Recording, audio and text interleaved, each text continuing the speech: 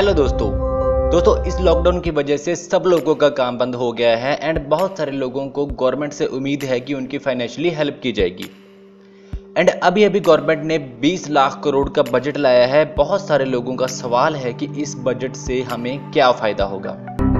And बहुत सारे लोगों ने यह भी पूछा कि मोदी जी का बजट है 20 लाख करोड़ एंड भारत की जनसंख्या है 135 करोड़, तो 20 लाख करोड़ डिवाइडेड बाय 135 करोड़, तो क्या मोदी जी सबके अकाउंट में 14 हजार रुपए डालेंगे? एंड दोस्तों 14,000 ही क्यों? मोदी जी के पास तो नोट छापने वाली मशीन है, वो तो कितना भी पैसा छाप कर लोगों में बांट सकते हैं।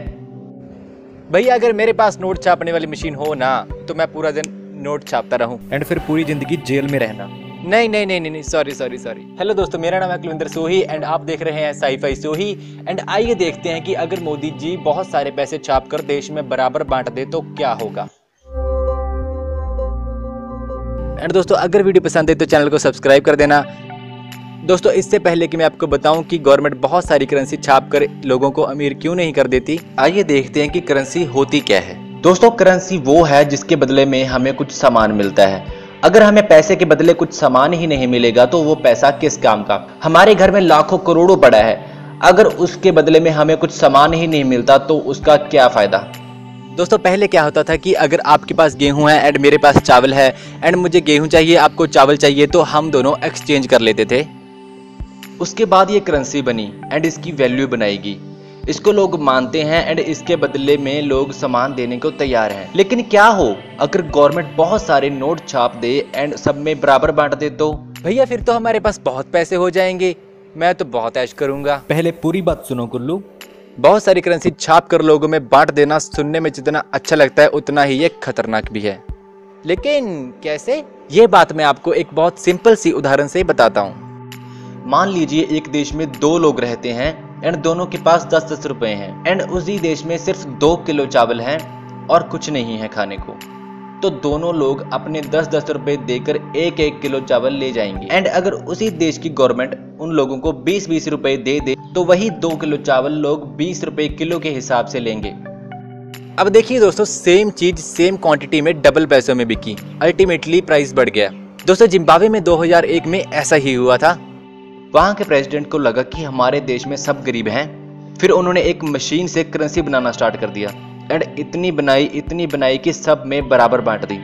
उसके बाद इतने नोट छापे कि उसके बाद ऐसा हुआ कि किसी को अगर ब्रेड का पैकेट भी लेना होता था तो उसके लिए उसको बहुत सारा कैश लेके जाना पड़ता था।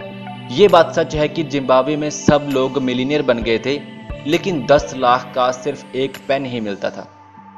एंड ये काम यही नहीं रुका, उन्होंने 2002 से लेकर 2008 तक इतनी करेंसी छापी कि उन्होंने 1 मिलियन, 1 बिलियन एंड 1 ट्रिलियन का नोट भी छाप दिया।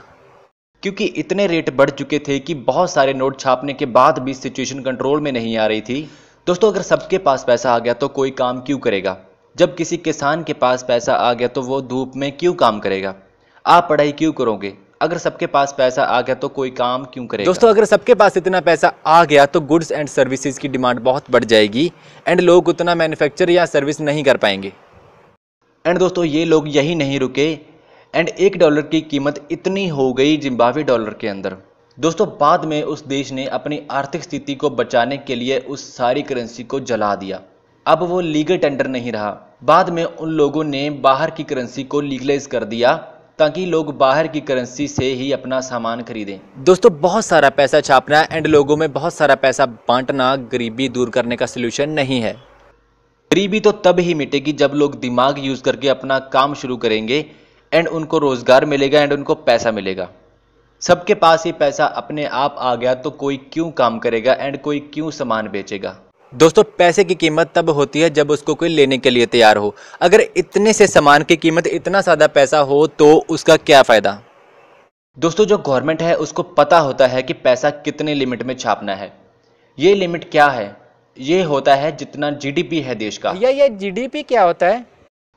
दोस्तों जितना भी सर्विस या गुड्स सप्लाई हुए, मैन्युफैक्चर हुए एक साल में पूरे इंडिया में, जितनी उसकी वैल्यू है उतनी ही करेंसी रोटेशन में होनी चाहिए। ऐसा एक रूल है जीडीपी का। दोस्तों इसका मतलब है कि पैसा सिर्फ उतना ही छापा जाता है जितनी गुड्स एंड सर्विसेज मार्केट में अवेलेबल है। अगर ज़्यादा छापेंगे तो महंगाई बढ़ जाएगी एंड सप्लाई कम हो जाएगी। दोस्तों अगर आपके माइंड में कोई सवाल है तो मुझे कमेंट सेक्शन में पूछिए। एंड दोस्तों अगर आपने चैनल को सब्सक्राइब नहीं किया है तो ऐसे ही नॉलेजेबल वीडियो फन वे में देखने के लिए हमारे चैनल को सब्सक्राइब कीजिए। सत श्री अकाल। Every single day